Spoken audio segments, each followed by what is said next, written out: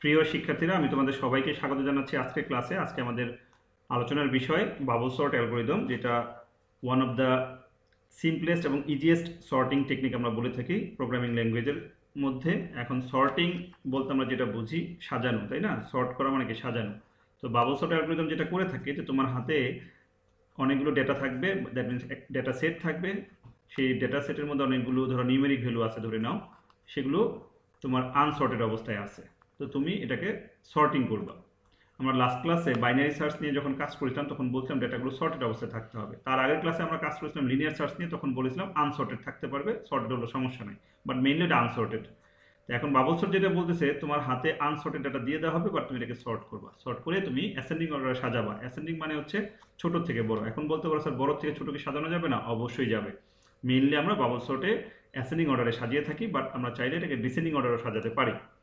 তাহলে bubble sort, কেন bubble sort নাম হলো? তোমরা অনেকেই পানির মধ্যে বাবল দেখেছো দেখেছো না? বা সেভেন আপের বোতলে তো বাবল দেখেছো। তো সাধারণত যেটা হয় যে বাবলগুলো যখন ওঠে, বড় বাবলটা সবার উপরে ওঠে, তাই না? সবচেয়ে বড় বাবল যেটা সেটা সবার উপরে ওঠে না? এরপর নেক্সটটা, তারপর নেক্সট, এইভাবে আসতে থাকে। তো ওই সেন্সে ওইটা রিয়েল লাইফ চিন্তা করে এই টেকনিকটার নাম বাবল সর্ট, যে তোমার লার্জেস্ট ডাটাটা সবার উপরে যাবে, দেন সেকেন্ড হাইস্ট, দেন থার্ড হাইস্ট, এইভাবে যাবে। ওই সেন্সে বাবল সর্ট নাম দেওয়া হয়েছে। আমি যতটুকু বললাম খুব সংক্ষেপে, বুঝতে পারছো কি যে আসলে বাবল সর্ট মানে কি? যেটা হচ্ছে one kind of sorting technique, তাই না? কি টেকনিক? Sorting technique. এবং এটা যদি বলি ওয়ান অফ দ্য সিম্পলেস্ট এবং ইজিয়েস্ট টেকনিক, যে এটাই সবচেয়ে সিম্পলেস্ট এবং এটাই সবচেয়ে ইজিয়েস্ট। অনেক ধরনের সর্টিং টেকনিক আছে, তো একটা সর্টিং টেকনিক যদি জানতে হয়, অন্তপক্ষে বাবল সর্ট সবাই জানে, এটা সবচেয়ে ইজি। ঠিক আছে? এবং এটা জানতে গেলে তোমরা মানে খুব বেশি কষ্ট করতে হবে না। তোমরা ফার্স্ট সেমিস্টার এবং সেকেন্ড সেমিস্টারে সোয়াপের টেকনিক শিখে আসছো অনেক, ওই সোয়াপের টেকনিক দিয়ে আমরা বাবল সর্টটা ইমপ্লিমেন্ট করে থাকি। তো এখানে আমি যে কথাগুলো বললাম, এই প্রথম কয়েকটা পয়েন্ট পড়লে সেগুলো তোমরা জেনে যাবা। অ্যালগরিদম সম্পর্কে পরে আলোচনা করবো, আমরা সরাসরি ইমপ্লিমেন্টেশনে যাব। তার আগে খাতা কলমে তোমাকে বুঝতে হবে বাবল সর্ট কীভাবে কাজ করে। এখানে একটা এক্সাম্পল দেওয়া আছে। ধরো এখানে অ্যারের সাইজ হচ্ছে 5, 5টা এলিমেন্ট দেওয়া আছে 4 6 2 9 1। এটা কি সর্টেড না আনসর্টেড? আনসর্টেড। তাহলে তোমার কাজ হবে এগুলোকে সর্টিং করা। তাহলে কোন টেকনিক করবো? আমরা অবশ্যই বাবল সর্ট টেকনিকের মাধ্যমে সেটা সলভ করব। দেখি টেকনিকটা কীরকম। তাহলে স্টেপ বা পাস বা আইটারেশন একই কথা। আমরা কয়টা স্টেপে সলভ হতে পারে এই প্রবলেমটা সেটা আমরা দেখব।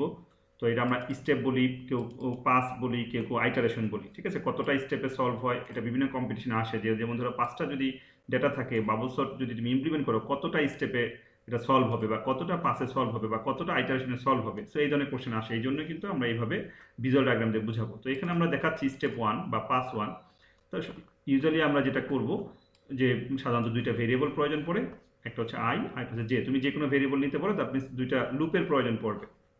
কারণ এই প্রত্যেকটা ডেটাকে যদি অ্যাক্সেস করতে চাই, তাহলে আমাদের লুপের বিকল্প নেই। আছে আমাদের লুপের বিকল্প নেই, যেহেতু অ্যারের সাথে তোমরা জানো লুপ হচ্ছে ইন্টারকানেক্টেড। তো এইখানে যদি তোমরা তাকাও, আমরা দেখিয়েছি যে 4 6 2 9 1, এবং তার অ্যাক্সেস করার জন্য ইন্ডেক্স সহ আমরা দেখিয়েছি যে A0 A1 A2 A3 A4। এটা তো সবাই একমত নাকি? কোনো সমস্যা আছে? আচ্ছা, তো এখন এখানে যখন বলা হচ্ছে যে I0, তখন এই I0 থাকা অবস্থায় কতবার এই ভিতরে কাজ করবে? তার মানে দুইটা লুপ আসবে, একটা আউটসাইড লুপ, একটা ইনসাইড লুপ। ঠিক আছে? তো ইনসাইড লুপটা যে দিয়ে আমরা কন্ট্রোল করেছি। তো এই আই যে পরে বুঝলেও হবে, আপাতত আমরা বুঝি কিভাবে কাজ করে। এর কাজ হচ্ছে প্রথমে ফার্স্ট এলিমেন্ট এবং সেকেন্ড এলিমেন্ট এই দুইটার মধ্যে কম্পেয়ার করবে। কি বলছি বুঝছো? ফার্স্ট এলিমেন্ট এবং সেকেন্ড এলিমেন্ট এই দুইটার মধ্যে কম্পেয়ার করবে। যদি ফার্স্ট এলিমেন্টটা সেকেন্ড এলিমেন্ট চাইতে বড় হয় তাহলে সোয়াপ হবে, আর যদি বড় না হয় তাহলে সোয়াপ হবে না। আমার কথা কি বুঝছো? তাহলে এখন তোমরা বলো, এই 4 এবং 6 এর সাথে যদি কম্পেয়ার করো, প্রথম এলিমেন্টটা কি বড় না ছোট? তাহলে সোয়াপ হবে না। সোয়াপ মানে কিন্তু জাস্ট পজিশন রিপ্লেস হয়ে যাবে, মানে 6 এর জায়গায় 4 আসবে, 4 এর জায়গায় 6 যাবে। তাহলে এখানে দেখো কম্পেয়ার করছে যে প্রথম এলিমেন্টটা দ্বিতীয় এলিমেন্টের চাইতে ছোট, এই কারণে কি এটা ফলস। তার মানে কোনো সোয়াপিং হচ্ছে না। হচ্ছে? আচ্ছা, তাহলে আমি বলছি প্রথমে ফার্স্ট এলিমেন্ট এবং সেকেন্ড এলিমেন্ট, প্রথমে এই দুইটার মধ্যে কম্পেয়ার আসলো। দ্বিতীয়বার কি হবে? সেকেন্ড এবং থার্ড, মানে দ্বিতীয়বার প্রথমটা বাদ যাবে, মানে একটা শেষ হওয়ার পরে প্রথমটা বাদ চলে যাবে কম্পারিজনের ক্ষেত্রে। প্রথমবার ফার্স্ট সেকেন্ড, তার দ্বিতীয়বার কি হবে? সেকেন্ড থার্ড, তৃতীয়বার কি হবে? থার্ড ফোর্থ, এভাবে এগোবে। তোমরা কি আমার কথা বুঝছো?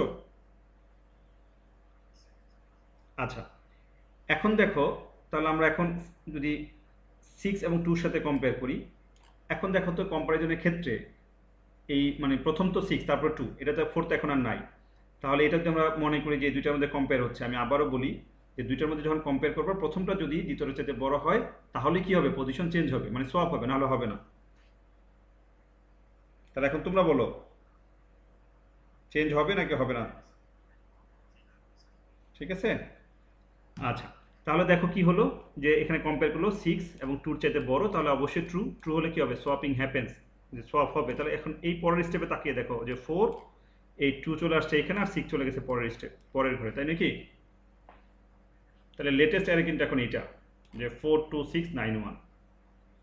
ঠিক আছে, তাহলে প্রথম আমরা প্রথম দুইটার সাথে কম্পেয়ার করছি, দ্বিতীয়বার দ্বিতীয়টা তৃতীয়টা কম্পেয়ার করছি, এবার কি হবে, তৃতীয়টা আর কোনটা, চতুর্থটা। ঠিক আছে, থার্ড এবং ফোর্থ ওয়ান। তাহলে এখন দেখো এই দুটার মধ্যে কি কম্পারিজন করলে 6 কি 9 এর চাইতে বড়? নো, তাহলে কি ফলস, কোনো সোয়াপিং হবে না। ঠিক আছে, তাহলে দেখো এইটা কিন্তু আগের অবস্থায় আছে, আগের অবস্থায় আছে না? এখন আসো 9 এবং 1 এর মধ্যে কম্পেয়ার করবো। তাহলে 9 বড়, 1 ছোট, তাহলে 9 কি হবে, সোয়াপ করবে না? তাহলে দেখো 9 সোয়াপ হলো। তাহলে এই যখন i এর ভ্যালু 1, তখন যে কয়বার ঘুরছে, 4 বার না?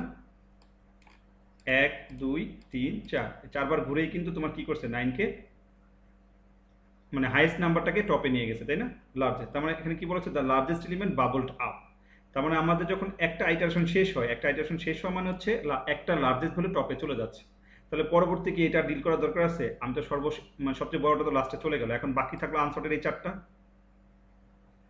তাহলে পরের বার কিন্তু আমার আর এই 9কে কনসিডার করার দরকার নেই, তেমন আগের 4টা কম্পেয়ার করলেই হবে। তো এখন আসো আয়ের মান যদি 1 বেড়ে যায়, 1 হয়, তাহলে যেও দেখবে এখান থেকে একটা কমে যাচ্ছে। প্রথমবার আই যখন 0, যে কয়টা হচ্ছে, 4টা না? দ্বিতীয়বার যখন i1, তখন যে কয়টা হচ্ছে, তিনটা, 0 1 2, একটা কমে যাচ্ছে। রিজন কি, কারণ এখানে অলরেডি একটা সর্টেড অবস্থায় আছে।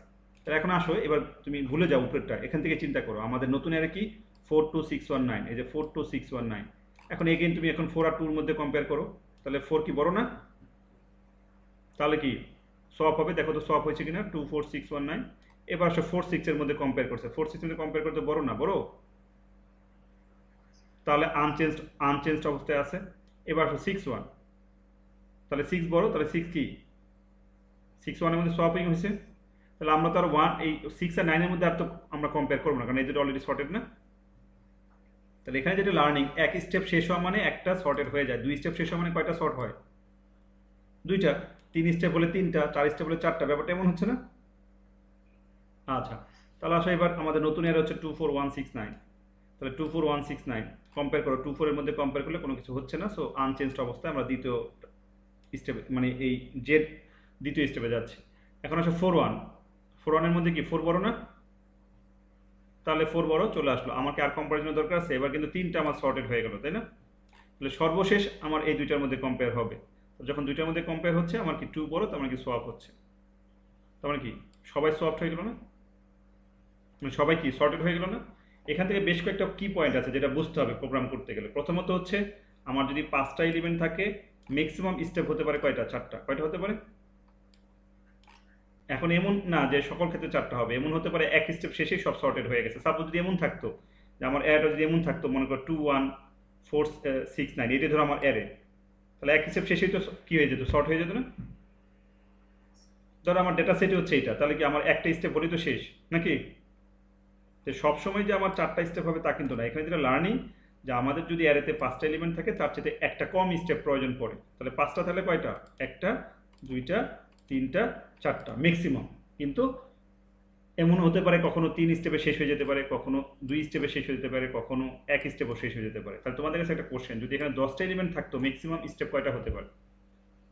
9টা। তো এটাই কিন্তু বিভিন্ন কম্পিটিটিভ এক্সাম আসে, আমি কিন্তু ভাইভাতে এই কোশ্চেন করে থাকি। ঠিক আছে, এখন এই হচ্ছে সোয়াপের টেকনিক। তোমাদের কাজ কি, তোমরা তো এটা প্রথমে খাতা কলমে করবা, করার পরে এখানে আরেকটা টেকনিক আছে, যে এটাকে আমরা বলে থাকি পিকচুরিয়াল রিপ্রেজেন্টেশন। ঠিক আছে, পিকচুরিয়াল রিপ্রেজেন্টেশন বা অপারেশনাল স্টেপ। আর এটা আছে টেবুলার রিপ্রেজেন্টেশন, যেটা টেবিলের মাধ্যমে আমরা সলভ করতে পারি। এটা ধরো আমার given data set, step number 1, প্রথম কার সাথে কার কম্পেয়ার করবো, 4 আর 6 না?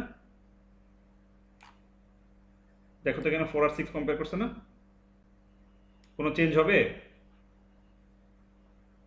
তাহলে এই অ্যারেটাই দেখো তো এখানে আছে না সর্টেড লিস্টে, কোনো আনচেঞ্জড অবস্থায় আছে, তাই নাকি? এবার এটা আসছে এখানে, এবার কার সাথে কম্পেয়ার করবে? 6 2 না? তাহলে এই 6 মধ্যে তো চেঞ্জ হবে, হবে না? কারণ 6 তো বড়। তাহলে দেখো তো চেঞ্জ হয়েছে না? তাহলে চেঞ্জ হলে এই অ্যারেটাই এখানে আসবে, এখানে আসার পরে এখন কি 6 9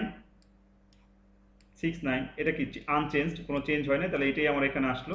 এবার কি 9 1, তাহলে এখন চেঞ্জ হলো যে 4 2 6 1 9, তাহলে এই যে প্রথম স্টেপে এসে কিন্তু আমার একটা সর্টেড হয়েছে, বাকি থাকলো কয়টা? এই 4টা না? সো পরের বার তো আমার এই পুরো অ্যারেটা এখানে আসলো। তো এখন দেখো এখানে কি হচ্ছে, যে প্রথমে 4 2, দেখো 4 2 সাথে কম্পেয়ার, তারপরে কি 4 6 এর সাথে কম্পেয়ার, এখান তো যদি চেঞ্জ হয় তাহলে চেঞ্জ হবে, না হলে আনচেঞ্জ অবস্থা থাকবে এবং সেটা এই পাশে আসতেছে। তো এইভাবে আমরা দেখাচ্ছি একটা পর্যায়ে আমরা কি হয়ে যাচ্ছি, সর্টেড হয়ে যাচ্ছি। তোমরা যদি ডিটেলস দেখো পারবা। এখন তোমাদের কাজ কি? তোমাদের কাজ হচ্ছে এখানে 4টা এক্সারসাইজ দেওয়া আছে। কয়টা? 4টা এক্সারসাইজ দেওয়া আছে। মাইক্রোফোন মিউট করে নাও, আনমিউট করে কথা বলবা। এই 4টা, অর্থাৎ আমি যেভাবে এই যে এখানে যেটা সলভ করেছি পিকচুয়াল রিপ্রেজেন্টেশনের মাধ্যমে, ঠিক এইভাবে তোমরা এই 4টা খাতায় নিজের হাতে করবা এবং এটি তোমাদের অ্যাসাইনমেন্ট কিন্তু করে রাখবা। পরে পিডিএফ আকারে ছবি তুলে পিডিএফ করে রাখবা, আমি যখন জমা দিতে বলবো তখন জমা দিবা। তাহলে এখানে 4টা এক্সারসাইজ আছে, সবগুলি 5টা করে আছে, তোমরা এগুলো করবা, তাহলেই বুঝতে পারবা যে এমন হতে পারে কোনটা রাইট রাইট, এই যে এই ঘর করে, হ্যাঁ হ্যাঁ এই অনুসারে করব, ঠিক আছে? রাইট, এক্সাক্ট এই যে এক্সাম্পলটা বুঝালাম, এই এক্সাম্পল অনুসারে তোমরা এই 4টা করবা। এখন দেখবা যে কখনো 4টা স্টেপও হতে পারে, কখনো 3 স্টেপও সলভ হতে পারে, কখনো 2 স্টেপও সলভ হতে পারে। সো তোমরা এটা করবা, ঠিক আছে? খাতায় করে এই 4টা এক্সাম্পল অবশ্যই ছবি তুলে পিডিএফ করে রাখবা, আমি যখন সাবমিট করতে বলবো তখন সাবমিট করবা। এটা হচ্ছে তোমাদের হোমওয়ার্ক। এবার আসো আমরা যা বুঝলাম এটা আমরা এখন ইমপ্লিমেন্টেশনে যাব। আমাদের এই বোঝাতে কোনো ঘাটতি আছে? যদি আমরা 5টা দিয়ে বুঝি 10টা দিয়েও করতে পারবো। সো তোমার নিশ্চিত থাকতে পারো পরীক্ষাতে একটা পিকচুয়াল রিপ্রেজেন্টেশন কিন্তু আমরা চাইবো। এটা ডেটা সেট দিয়ে দিব, তোমাকে বলা হবে তুমি এটা পিকচুয়াল রিপ্রেজেন্টেশন দেখাও, কম্পারিজনটা দেখাও, ঠিক আছে? ক্লিয়ার? এখন এখানে আই যে ইউজ করতে পারবে এমন না, তুমি চাইলে ডিফারেন্ট ভেরিয়েবল নিতে পারো, কোনো সমস্যা নেই। আবার ভেরিয়েবল না দেখালেও সমস্যা নেই, এখানে বোঝানোর জন্য আমরা প্রোগ্রাম যেহেতু করবো এই কারণে বোঝানোর জন্য আই আর যে ইউজ করি। তুমি আই যে বাদ দিলেও তো আমার টেবিলগুলো থাকবে, থাকবে না? সো আমার স্টেপ কিন্তু বোঝা যায়। সো আমি প্রোগ্রামের সাথে রিলেট করার জন্য এখানে আই যেটাও ইউজ করছি। তাহলে এবার আসো আমরা বাবল সফটটা ইমপ্লিমেন্ট করে ফেলবো, আশা করি বেশিক্ষণ সময় লাগবে না। Control shift N, control S, আমরা ডেস্কটপে একটি ফোল্ডার ক্রিয়েট করে নিব। ফোল্ডারের নাম হচ্ছে ডিএস, আছে ক্লাস নাম্বার 3 না? 3 আন্ডারস্কোর, আজকে হচ্ছে কত তারিখ? 17 নাকি? 17/9/21। ওকে, এবার আসো যে আমরা সাপোজ 1.cpp দিচ্ছি। তো যেহেতু আমরা বাইনারি সর্ট, লিনিয়ার সর্ট এগুলো করেছি, অ্যারে নিয়ে কাজ করেছি, পাশাপাশি ইউজার ডিফাইন ফাংশন নিয়ে কাজ করেছি, আশা করি কোনো প্রবলেম হবে না। তারপরে যদি না বুঝতে পারো অবশ্যই আমাকে আটকে দিবা।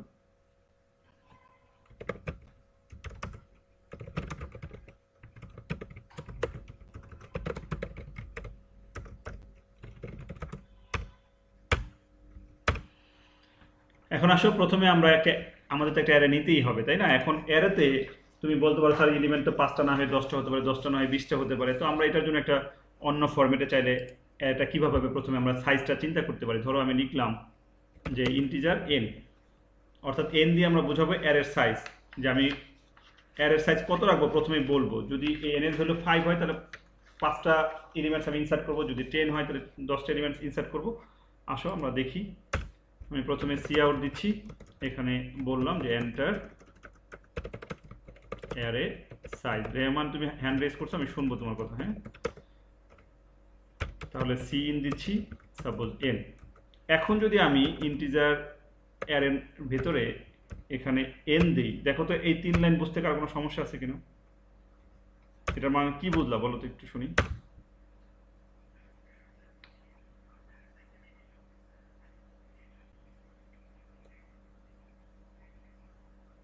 হ্যাঁ, তার মানে অনেকটা ডাইনামিক। সাপোজ আমি এখানে 5 দিই তাহলে তো 5ই ফিক্সড হয়ে যেত, তাই না? এখন আমি ইউজারের কাছে বলতেছি তুমি কত সাইজের অ্যারে চাও। এখন কেউ 5 দিতে পারে, কেউ 5 না দিয়ে 10 দিতে পারে, কেউ 10 না দিয়ে 15 দিতে পারে, তাই না? ইউজারের চয়েস হতে পারে না? একটু ডাইনামিক করলাম। এখন আসলে ইউজারের কাছ থেকে ডেটা নিব, তো অ্যারেতে ডেটা ইনসার্ট দিতে গেলে অবশ্যই আমাদের একটা ভেরিয়েবল লাগবে। তাহলে আসো আমরা ডেটা ইনসার্ট দিচ্ছি। এখন পর্যন্ত বাবল সর্টে যাইনি, জাস্ট অ্যারেটা ডিজাইন করতেছি। তাহলে i ইকুয়ালস টু 0 তোমরা জানো ইন্ডেক্স শুরু হয়, তারপর i লেস দেন কত, এখন n হবে না? তাহলে এখানে আমরা c ইন দিব, তাহলে অ্যারে অফ i ডান। তাহলে দেখো আমরা কি করলাম সোফার, রান করি।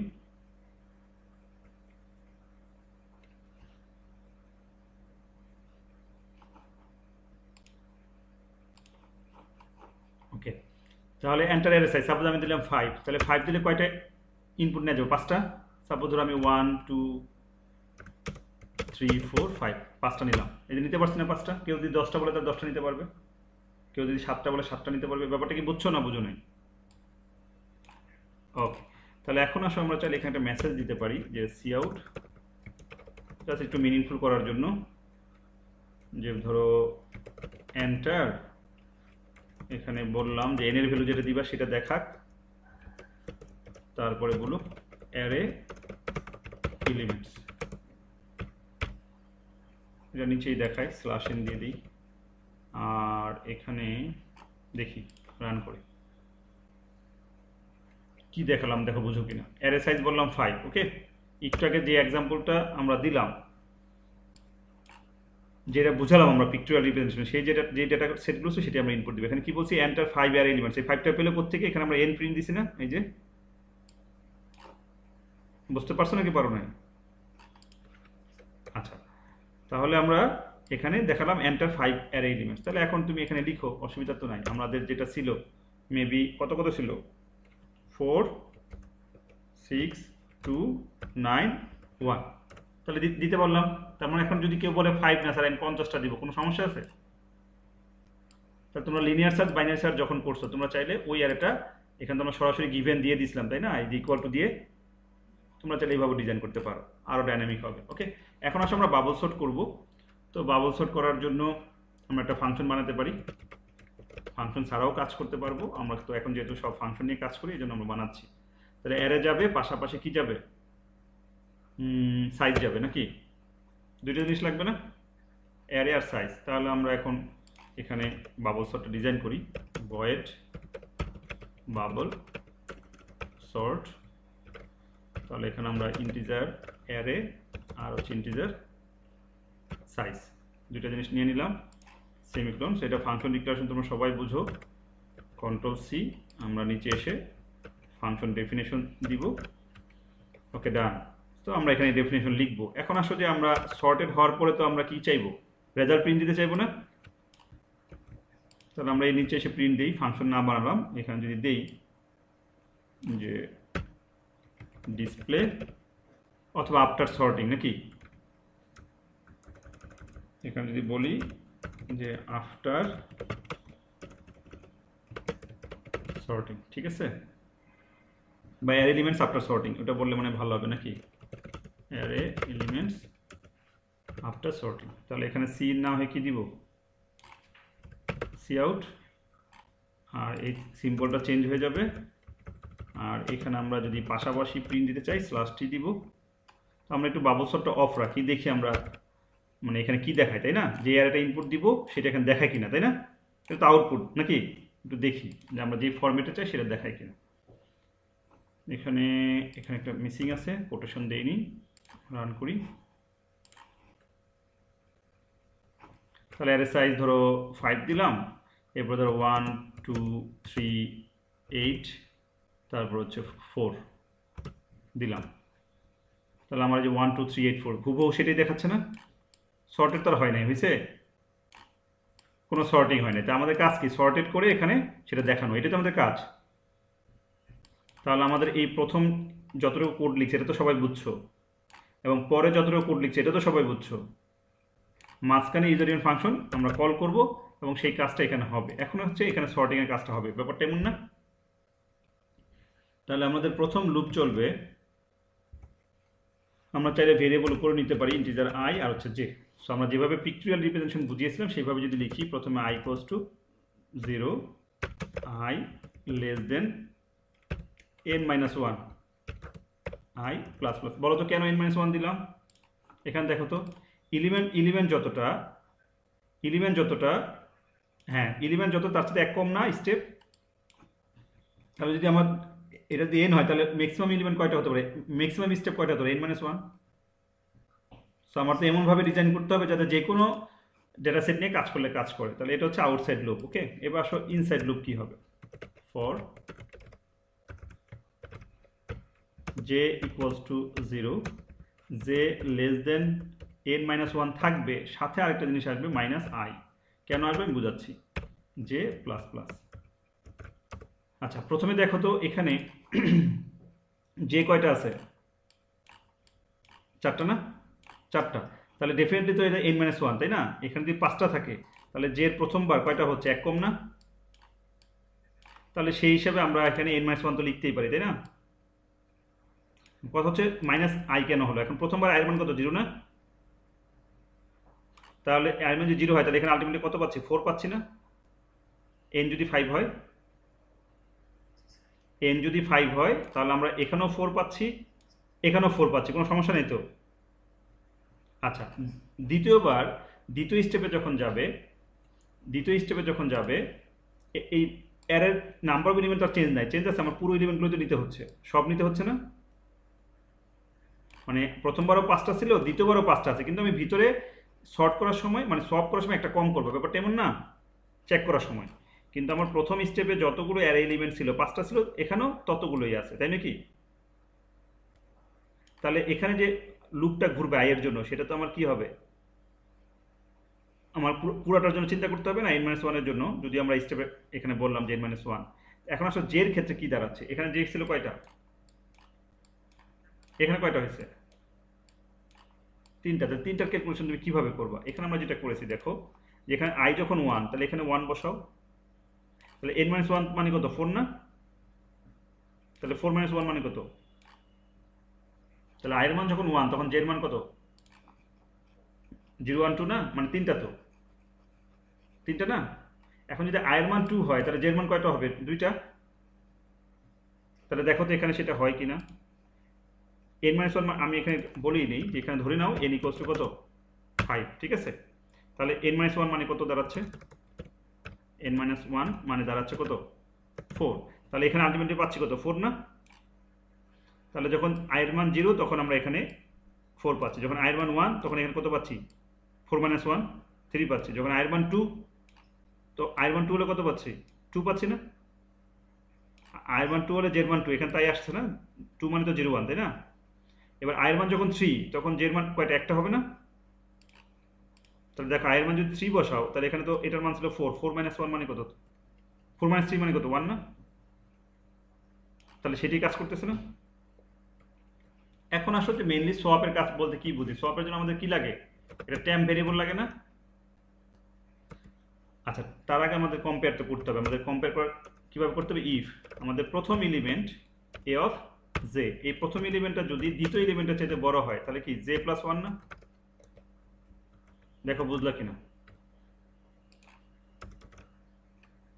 যারা বুঝো নাই তাদের উদ্দেশ্যে বলি। আমরা যে কম্পেয়ার করব, এখানে যে আমরা কম্পেয়ার করতেছি এই ভ্যালুটা কি, a অফ 0, এই ভ্যালুটা কি a অফ 1 না? তাহলে আমরা তো এই যে j এখানে যদি j বসাই আর যদি j প্লাস 1 বসাই, কোনো সমস্যা আছে? j এর মান 0 আর 0 প্লাস 1 মানে কত, 1 না? ঠিক আছে? তার মানে তাহলে এখানে আমরা কি বসাইছি, যে এখানে বসাইছি j আর এখানে বসাইছি j প্লাস 1, এটা কি j প্লাস 2, এটা কত, j প্লাস 3, ব্যাপারটা এমন না?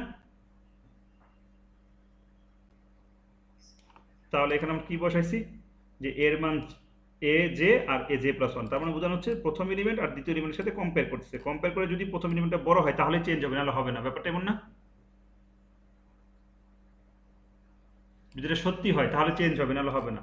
তাহলে সত্যি হলে আমরা একটা থার্ড একটা হ্যান্ড নিব, তোমাদের আমি শিখাতাম ক্লাসে এইভাবে, তোমার দুই হাতে দুইটা ডিফারেন্ট কালারের পেন আছে, তুমি ইন্টারচেঞ্জ করতে চাও তাহলে কিভাবে করবা, তখন অন্য একটা হাতের কথা বলছিলাম তোমাদের যদি মনে থেকে থাকে, যে তোমার একটা পেন অন্য একটা হাতে দিয়ে দিবা, তার তোমার এক হাত ফাঁকা হবে, এরপর তুমি তোমার যে হাতে পেনটা আছে ওইটা অপর হাতে রেখে দিবা, তাহলে ওই হাতটা ফাঁকা হয়ে গেল, দেন অন্যের হাতে যেটা রাখছে ওটা তুমি নিয়ে নিবা, এটাকে বলা হয় সোয়াপিং, তাই নাকি?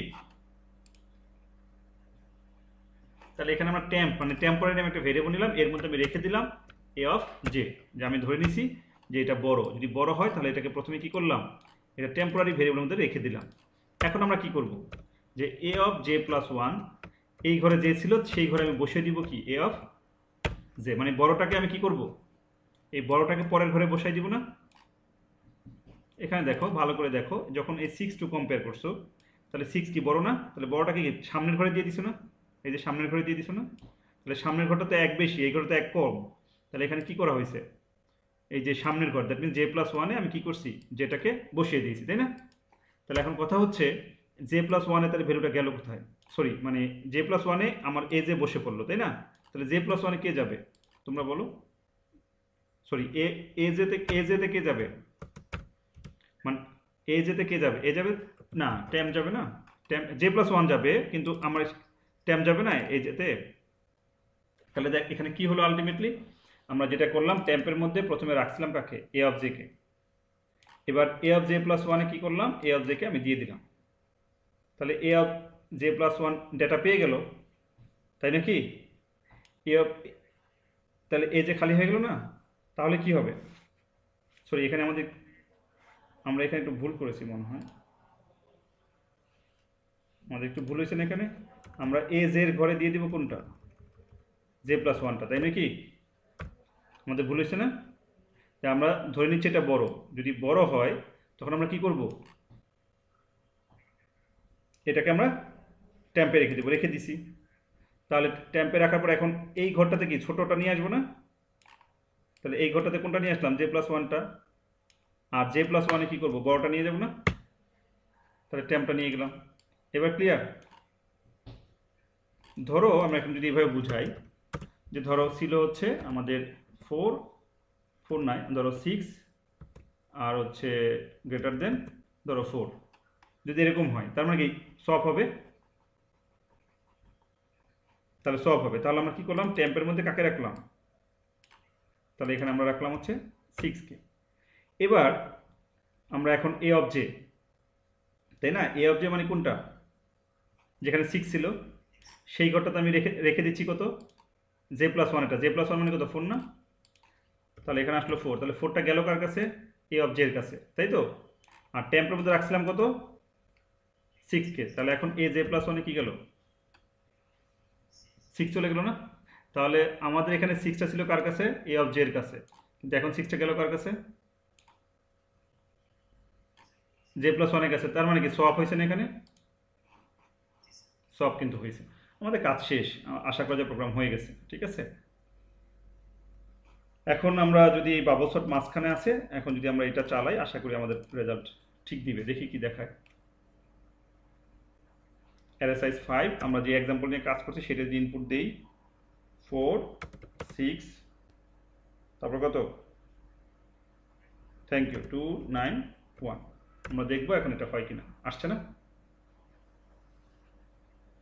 1 2 4 6 9 আসছে, আসছে কিন্তু, তাহলে কিন্তু আমাদের আগের বার প্রথমবার যখন দেখিয়েছিলাম বাবল সর্ট অফ করে তখন কিন্তু এইভাবে আসে নাই, আসছিল, এটাকে বলে অ্যাসেন্ডিং অর্ডার। তো আমি সোয়াপটা যদি তোমরা না বোঝো, প্রথমে সোয়াপের প্রোগ্রাম শুধু করতে হবে আলাদাভাবে, যে সোয়াপ জিনিসটা কি, যে সোয়াপ হচ্ছে তুমি চিন্তা করো তোমার হাতে একটা মোবাইল আছে, একটা কলম আছে, এখন তুমি ইন্টারচেঞ্জ করতে চাও, তাহলে তুমি যদি কলমটা যে হাতে সেটা যদি মোবাইলের মধ্যে রাখো তাহলে দুইটা এক ঘরে পড়ে যাচ্ছে না, তাহলে কি হবে, মেমোরি কনসেপ্ট কি ওভাররাইট হয়ে যায়, তাই না, তাহলে সেটা করা যাবে না, তাহলে তোমাকে নতুন একটা হ্যান্ড নিতে হবে। তো ধরো আমি টেবিলটাকে একটা হ্যান্ড হিসেবে চিন্তা করলাম, আমি কি করলাম, পেনটাকে টেবিলের মধ্যে রেখে দিলাম, এবার মোবাইলটা আরেক হাতে নিলাম, এবার ওই হাতটা ফাঁকা হয়ে গেল, আমি টেবিল থেকে কলমটা তুলে নিলাম, এই হচ্ছে সোয়াপিং এর কনসেপ্ট। তাহলে এখানে আমরা কি করেছি, আমরা ধরে নিয়েছি যে প্রথম ঘরে যেটা আছে দ্বিতীয় ঘরের চাইতে সেটা বড়, তাই না। তার মানে আমরা যদি এখানে আরো ক্লিয়ার করি, মনে করো যে এ অফ যেতে ছিল কত, ধরে নাও 6, একটা এক্সাম্পল জাস্ট বলতেছি, আর এ অফ জে প্লাস ওয়ানে ছিল কত 4, তাই না। এখানে আমরা এখন আমাদের শর্ত কি, ইফ, যে এই প্রথমটা যদি দ্বিতীয়টার চাইতে বড় হয়, তাই না, ইফ না, যদি এটা বড় হয় তোমরা এইভাবে কিন্তু খাতা কলমে বুঝবা, যদি বড় হয় তাহলে আমার এই বডিতে আসবে না, আসবে না, ছোট হলে তার আসবে না, আসবে। যেমন ধরো এখানে দেখো, আমরা যখন 4 আর 6 কম্পেয়ার করছিলাম তখন কি আমাদের এটার মধ্যে কোনো চেঞ্জ আসছে, কারণ কি, তাহলে আমার এই ইফ যখন ফলস হবে তখন তার এই বডিতে আসবে না, কিন্তু যদি ইফ ট্রু হয় তাহলে বডিতে আসবে। তাহলে কি হলো, এখানে 6 দেখা যাচ্ছে বড়, তাহলে বড় হওয়া মানে কি, এই এ অফ জেতে যাবে 4 আর জে প্লাস ওয়ানে যাবে 6, ব্যাপারটা এমন না। এই কাজটা করার জন্য আমরা নতুন একটা ভেরিয়েবল নিলাম টেম্প। সো টেম্পের মধ্যে এ অফ জে এর ভ্যালু কত 6, সেটা আমি রেখে দিলাম, কারণ আমরা জানি এ অফ জেতে নতুন ভ্যালু গেলে পুরাতনটা মুছে যাবে, তাই না? তাহলে এ অফ জেতে এখন নতুন ভ্যালু যাবে কত, এই 4টা যাবে, তাহলে 4 যাবে কিভাবে, এ অফ জে প্লাস 1 থেকে সম্ভব? তা চলে গেল, তাহলে এ অফ জেতে কিন্তু নতুন ভ্যালু রিপ্লেস হয়ে গেল, যেটা ছিল 6 সেটা কিন্তু চলে আসলো 4। তাহলে এখন আমি ধরে নিচ্ছি যে এ অফ জে প্লাস 1 যেহেতু তাকে দিয়ে দিয়েছে, আসলে সে ফাঁকা হয়ে গেছে, যদিও সে ফাঁকা হয় না, আমরা মেমোরি ওভাররাইট করি। তাহলে হ্যাঁ, এ অফ জে প্লাস 1 আমি এখন কাকে দিব, এই টেম্পের মধ্যে কত ছিল 6, তাহলে 6 দিচ্ছি, তার মানে আলটিমেটলি কি এ অফ জে যে ভ্যালুটা ছিল সেটাই তো তার কাছে গেছে, এটাকে ইন্টারচেঞ্জ বলে না, এটাই হচ্ছে সোয়াপ। সো এই সোয়াপের কারণে কিন্তু এখানে বাবল সর্ট আমরা ফাংশন কল করছি, মেইনলি হচ্ছে প্রোগ্রাম হচ্ছে এটা, এবং মেইনলি সোয়াপের মেইন পার্টটুকু হচ্ছে এতটুকু, এর মাধ্যমে কিন্তু আমাদের বাবল সর্ট হয়ে যাচ্ছে। এখন এর মধ্যে অনেকগুলো ইস্যু আছে যেটা আলোচনা করা যায়, যে এখানে কতটা স্টেপে প্রবলেম সলভ হচ্ছে, তারপরে আমার এটা অপটিমাইজ করা যাবে কিনা। যেমন ধরো এখন আমরা চাইলে কতটা স্টেপে সলভ হচ্ছে সেটা চাইলে একটু দেখাতে পারি। যেমন ধরো আমি যদি এখানে আরেকটা ভেরিয়েবল নেই, ধরো নিলাম 5, 5-এর ইনিশিয়াল ভ্যালু কত দিলাম 0, ওকে 0 দিলাম। তো লুপের মধ্যে একবার যদি ঢুকতে পারে তাহলে আমরা কি করব, 5 প্লাস প্লাস করে দিব নাকি। এখন যদি আমরা এখানে প্রিন্ট দেই, ধরো এই লুপ তো শেষ, তাই না, লুপের বাইরে যদি এসে প্রিন্ট দেই যে টোটাল পাস কয়টা লাগে বা টোটাল আইটারেশন কয়টা লাগে, আমার কথা কি বুঝছো, যে কতবারে সলভ হয়েছে, মানে কতবারে সর্টেড হয়েছে ডেটাটা, এটা আমরা জানতে চাচ্ছি। ওকে, এবার যদি আমরা রান করি দেখতে পাবো যে কত পাসে সলভ হলো। এখানে কি হলো, সেমিক্লোন দিই নাই, তাই তো, সেমিক্লোনটা দিই নাই, এই কারণে সে একটা এরর ধরছে। আসো রান করি। তো ডেটা সেটটা আমাকে বলবা, আমি 5 দিলাম, 4 6 2 1, থ্যাংক ইউ। তার টোটাল পাস কয়টা লাগছে দেখো তো, 4টা, তাই না। এটা একটা, এখন ঠিক আছে, এটার জন্য 4টা লাগছে। এখন একটু পরে দেখি নতুন একটা প্রবলেম দেখাই, যে আমি ইনপুট ধরো শর্টের অবস্থায় দিচ্ছি, তাহলে কয়টা পাস লাগে। ধরো 5টা আমার এলিমেন্ট, আমি দিচ্ছি 1 2 3 4 5, এটা তো অলরেডি শর্টেড নাকি, তাহলে তো এক স্টেপ শেষে সলভ হয়ে যাওয়ার কথা না, এক স্টেপে দেখবে যে এখানে কোনো ধরনের আনসর্টেড ডেটা আছে কিনা, তাই না। তাহলে এক স্টেপ শেষে আমার স্টপ হয়ে যাওয়ার কথা না, কিন্তু এখানে স্টপ হবে না, দেখবো 4টাই দেখাচ্ছে, টোটাল পাস কয়টা দেখাচ্ছে। তাহলে এইটা হ্যাঁ কেন দেখাচ্ছে সেটা আমি সলিউশনে আসবো। তার মানে আমরা যে কোড করেছি এটা হচ্ছে বাবল সর্টের আমাদের অপটিমাইজ না, অপটিমাইজ সলিউশন না, জেনারেল সলিউশন। যদি এটা আনসর্টেড অবস্থায় থাকে তাহলে এটা ঠিকমতো কাজ করতেছে। আবার ধরো আমি ধরো আরেকটা সেট নিচ্ছি, যে ধরো সাইজ 5, এখন ধরো আমি এমন দিচ্ছি 1 2 3, তারপরে দিলাম হচ্ছে কত দিব 9 আর হচ্ছে 6। তোমরা কেউ বলতে হবে এটা কয় স্টেপে সলভ হবে, দুইটা স্টেপে সলভ হয়ে যাবে, কারণ প্রথম স্টেপ শেষে 9 আর 6 কি হবে, সর্টেড হয়ে যাবে না। তাহলে পরের স্টেপে গিয়ে দেখবে সব সর্টেড, তাহলে 2 স্টেপে শেষ হয়ে যাওয়ার কথা না। কিন্তু এই কাজটা সে দেখাবে আমাদের স্টেপ লাগবে কয়টা, 4টা। তার মানে এটা কি অপটিমাইজ সলিউশন না, বা বাবল সর্টের সলিউশন হয়েছে। আমরা যখন প্রোগ্রাম নিয়ে কাজ করি, বিশেষ করে অ্যালগরিদমে যখন যাবো কোর্সে, এই সেমিস্টার পরে অ্যালগরিদম কোর্স আছে, তখন একটা প্রোগ্রাম মানে কোড কতটা অপটিমাইজ সেটা কিন্তু অ্যানালাইসিস করে। আমাদের বাবল সর্ট এটা হয়ে গেছে, কোনো এরর নাই, কিন্তু এটা অপটিমাইজ সলিউশন না। আমার কথা কি বুঝছো, কারণ আমরা অযথা সর্টেড থাকলেও এই লুপগুলো সব কাজ করতেছে না, তাহলে প্রোগ্রামের এক্সিকিউশন টাইম বেড়ে যাচ্ছে না। তাহলে আমার যদি এমন হয় যে একটা স্টেপ শেষে যদি সর্টেড থাকে, আমার যদি এগুলো চেক না করে, তাহলে প্রোগ্রাম হয়তো দ্রুত রেজাল্ট দিবে না। আর 5 মিনিট ধৈর্য আছে, দেখাই দিই অপটিমাইজ সলিউশনটা। আচ্ছা, তাহলে আমি এটা রাখলাম, control A, control C, control shift N, control S, program number হচ্ছে 2.cpp, কন্ট্রোল ভি। তাহলে আসো অপটিমাইজ সলিউশন আমরা বের করি। কিছুই না, আমরা এখানে একটা এক্সট্রা ভেরিয়েবল নিব, ধরো নিলাম হচ্ছে ফ্ল্যাগ, এর ভ্যালু দিলাম 0। তোমরা প্রাইম সংখ্যা নিয়ে কাজ করতে গেলে দেখছো আমরা ফ্ল্যাগ ভেরিয়েবল ইউজ করতাম। তো এখানে আমরা যেটা করব যে এই মানে যদি এখানে সর্টেড হয় তাহলেই ফ্ল্যাগের মান চেঞ্জ হবে। যদি ধরো এখানে কোনো ধরনের সর্টেড না হয় তাহলে ফ্ল্যাগের মান চেঞ্জ হবে না। সর্টেড হওয়া মান, এখানে যদি কোনো ধরনের চেঞ্জ আসে তার মানে কি ডেটাগুলো এখনো পুরোপুরি সর্টেড হয় না, ব্যাপারটা এমন না। আর যদি ধরো এই লুপ সব চেক করে দেখলো যে আমার প্রথম স্টেপ শেষ করে i0 থাকা অবস্থায় সবগুলো চেক করে দেখলো একটাও চেঞ্জ নাই, তাহলে তো আমার চেঞ্জ না থাকা মানে কি ডেটা সর্টেড, তাহলে কি আর ফার্দার চেক করার দরকার আছে। তাহলে আমি এই ফ্ল্যাগ 0 মানে ধরে নিচ্ছি ফলস, ঠিক আছে। ধরে নিচ্ছি কি ফলস। যদি সে ইফের মধ্যে ঢোকে, কখন ঢুকবে? যদি আমার আনসর্টেড ডেটা থাকে, তাহলে ঢুকবে না কি ঢুকবে? তাহলে ঢুকলে আমি এখানে বলে দিব ফ্ল্যাগের মান তুমি কত করে দাও, 1 করে দাও। তার মানে ফ্ল্যাগ 0 ছিল, এখানে কি করবে? ফ্ল্যাগ 1 করবে। তার মানে 1 করা মানে কি? এখানে ডেটা সে নিয়ে কাজ করছে। তাহলে আমরা এখন লুপের বাইরে এসে যদি আমরা একটা চেক দিই, আমাদের লুপ শেষ হয়েছে কোথায়? এখানে। এটা হচ্ছে প্রথম লুপ। এই লুপের বাইরে এসে যদি আমরা একটা চেক দিই, ইফ ফ্ল্যাগ ইকুয়াল ইকুয়াল 0 কিনা।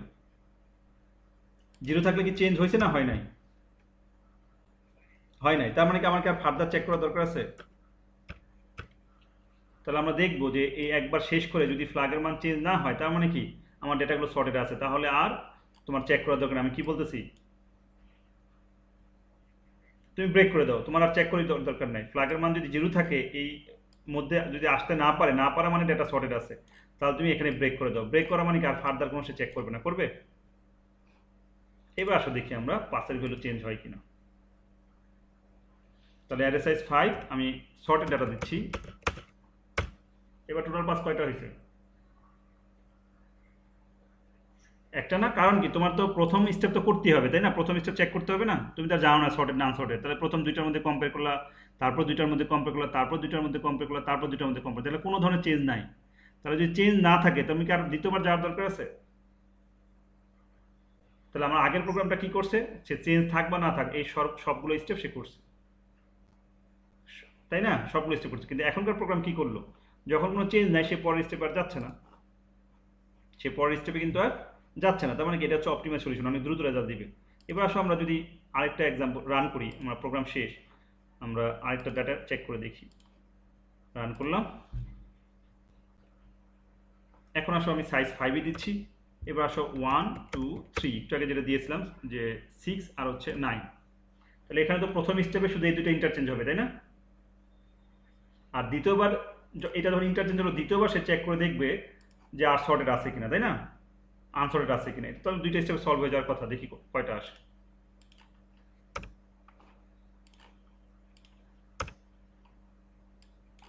দেখছো?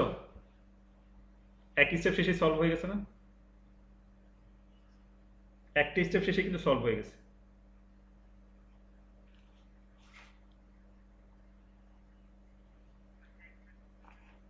আচ্ছা, এখানে এখানে 2 আসার কথা নাকি? এখানে আমাদের 2 আসার কথা। 2টা আসলো না কেন? আচ্ছা দেখি একটু। আমাদের হিসাব মতো এখানে 2 আসার কথা। তাহলে আমরা যদি এটাকে এইখানে দিই, আমার একটা ব্যাচের স্টুডেন্ট অলরেডি ওয়েট করতেছে, ওদের ক্লাস শুরু হয়ে যাওয়ার কথা। আচ্ছা 1 2 3 6 আর 9, তাই তো? টোটাল পাস কত? টোটাল পাস দেখাচ্ছে 1।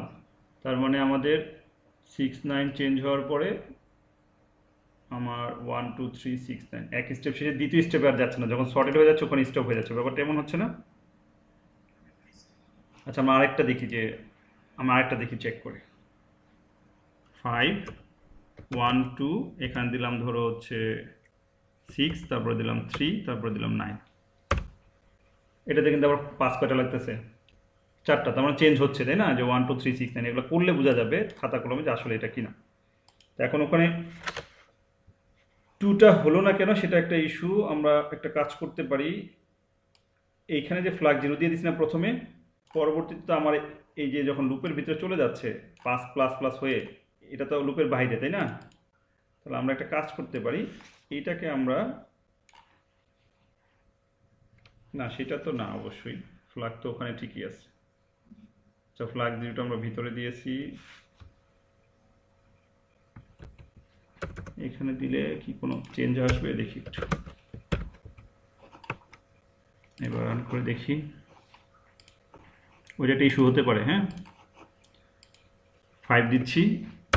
এবার আসো 1 2 3 6 আর হচ্ছে না 6 না 9 6, তাই না? এবার ঠিক আছে, তাই না? আচ্ছা এটা কেন হয়েছে একটু বলে দেই।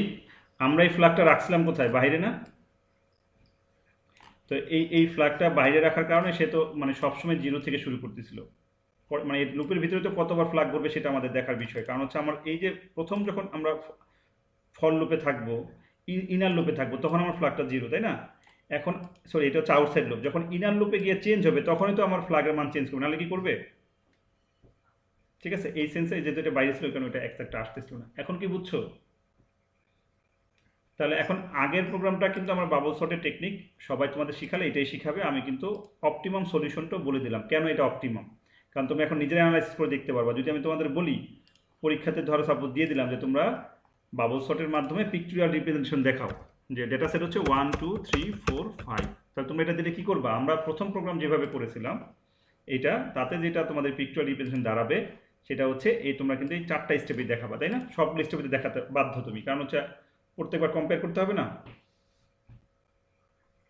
কিন্তু অপটিমাম সলিউশন কি বলতেছে? অপটিমাম সলিউশন বলতেছে যে তুমি যদি প্রথমবার কম্পেয়ার করে কোনো চেঞ্জ না পাও, তার মানে কি এখানে স্টপ হয়ে যাবে?